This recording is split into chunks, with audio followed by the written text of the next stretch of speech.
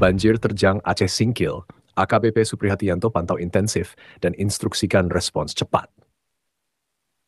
Banjir besar melanda Kabupaten Aceh Singkil pada Minggu 11 Agustus 2024 akibat hujan deras yang terus-menerus mengguyur wilayah tersebut.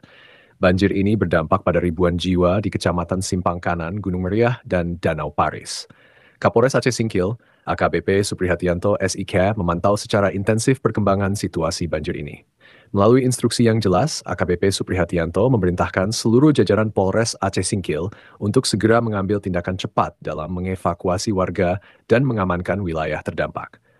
Dengan pengawasan ketat dari AKBP Suprihatianto, tim Polres Aceh Singkil bergerak sigap memastikan keselamatan warga serta keamanan wilayah yang terdampak. Operasi penyelamatan dan patroli keamanan dilakukan dengan koordinasi yang baik